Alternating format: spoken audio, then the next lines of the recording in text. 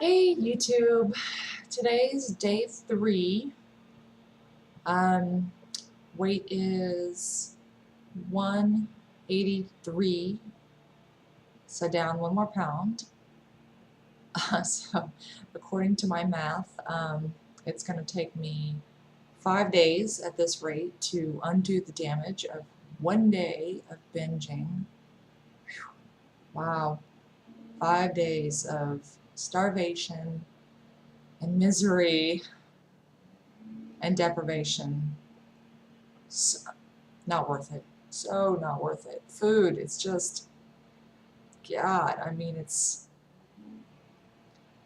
so frustrating that it's everywhere and we're so obsessed with it, and we have to take all these drastic measures to not eat the kinds of food in the quantities we want to eat it, and it's not worth it. It's momentary pleasure.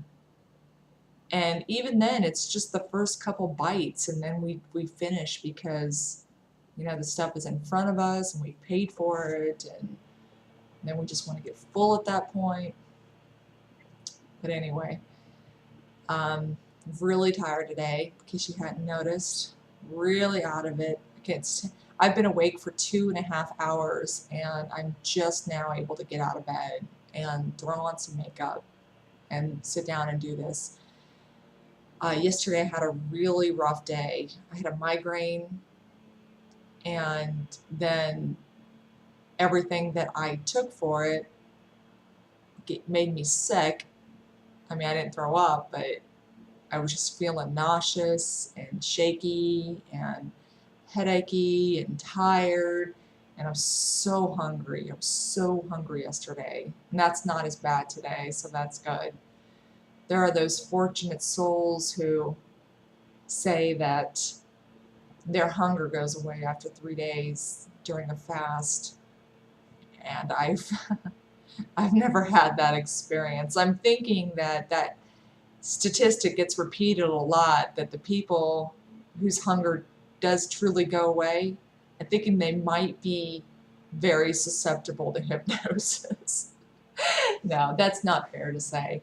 Um, the power of suggestion maybe works better on some folks than it does the others, because I kept telling myself, I'm not going to be hungry after day 4. I'm not going to be hungry after, no. And then I was talking to somebody else on the fitness through fasting.com. There's a great forum on there, lots of good information. This guy's really been through a lot, and he knows his stuff. And so I'll give a shout out to Rob if he's watching. He said his hunger lasts for about 2 weeks, so I'm probably on that kind of trajectory there. Let's see, I am rambling. No headache. The headache's gone. Phew. I got up at about 6 and took one Excedrin. I'm just trying to keep it, to a minimum, just to be able to wean myself off of this stuff. So I took one Excedrin about 6, and then the headache's gone, and I'm just really tired now, though. Really, really tired. So it's a bit stressful because the house is a mess. I've got dishes to do. I've got laundry to do. I've got cat hair cleaning up to do. This always has to be done. But I'm just not going to worry about it. My poor husband. Just do the best I can. Today's Tuesday, and tonight's The Biggest Loser night. And although I have a love-hate relationship with that show, I do pretty much watch every single season. There might have been 1 or 2 I've missed, maybe back before DVR days or something, I don't know. But I do like that show, and it got me thinking about the number of weight loss shows versus the number of food shows on TV, and the ratio is pathetic.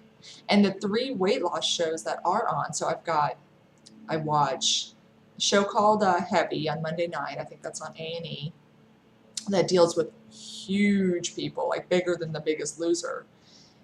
And there's The Biggest Loser, And there's a show on MTV called I Used to Be Fat on Wednesday. So those are my 3 weight loss shows. And I clamor onto whatever weight loss shows I can find. It's something that I'm obsessed with. And I like all the motivation I could get. And these shows basically tout the benefits of exercising 10 hours a day and focusing very little on what these people are actually eating. I mean, they'll go into calories a little bit and nutrition, and but it's really just all these super unrealistic ways of dropping weight that nobody can duplicate. I'm not working out 8 hours a day. No effing way. I mean, I can't believe they've shown a few scenes of these people in their little infirmary there, and they're all packed with ice, and they're all, I mean, I know they're all damaged from this. I mean, the body can't take somebody who's 600 pounds and then make them work out 8 hours a day and not expect there to be some physical repercussions. But anyway, that's neither here nor there. So there's 3 weight loss shows, and they're unrealistic. And there are more than 3 shows about cake on TV.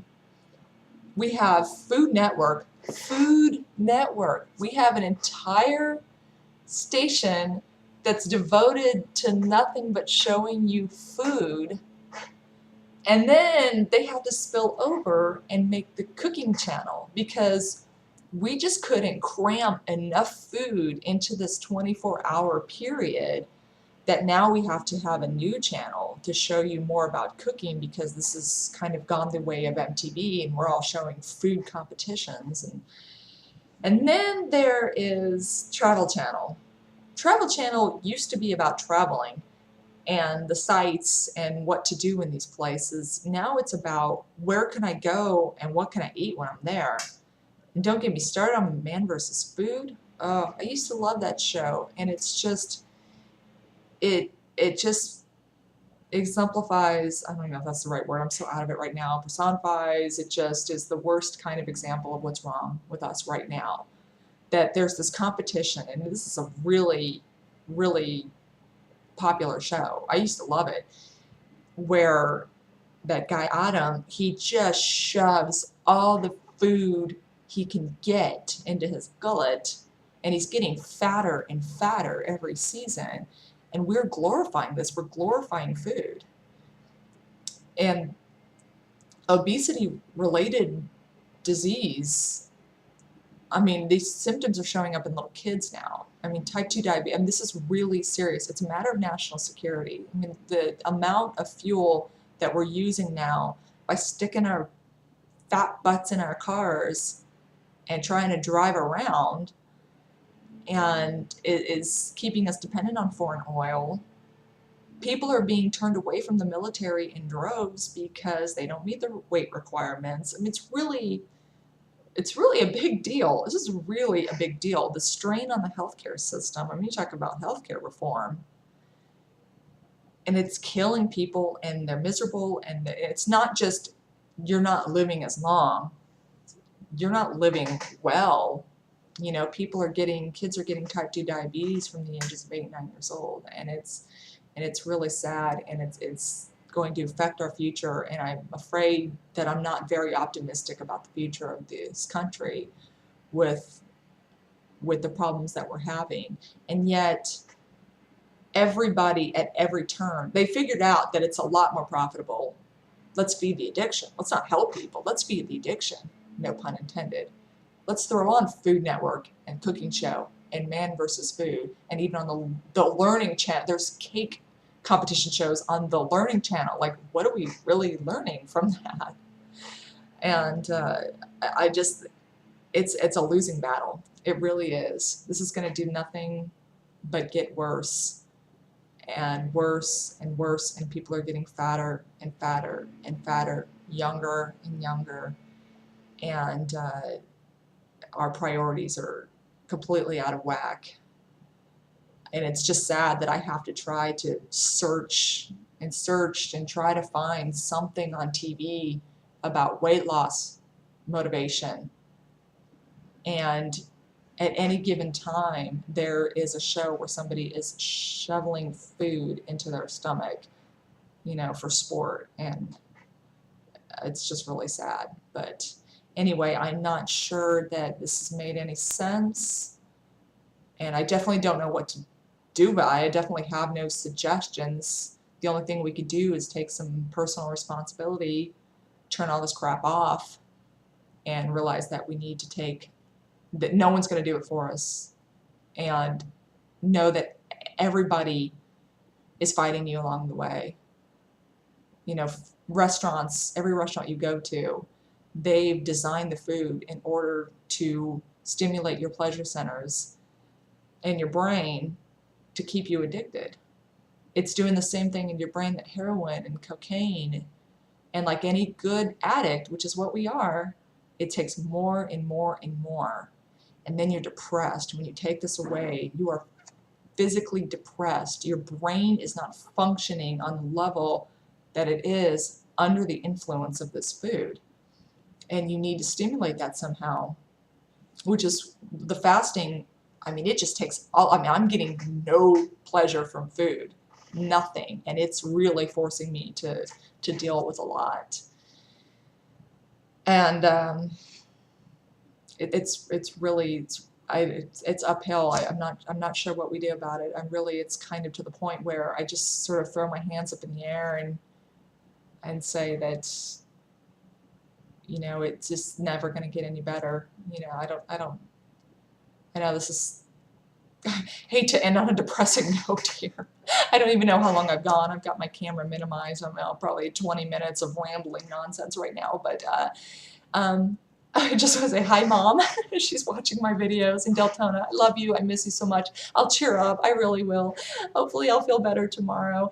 And I hope everybody's doing great. If you're fasting, hang in there. I'm on day 3, and I'm not hungry like I was yesterday. Phew, hallelujah. But, you know, I know it's probably a matter of time. But down 2.2 pounds, down a kilo.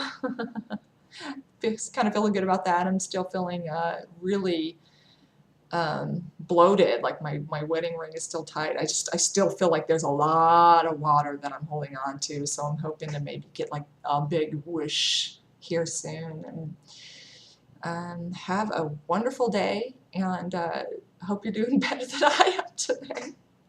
Oh, this was awful. I'm sorry. All right. Bye-bye.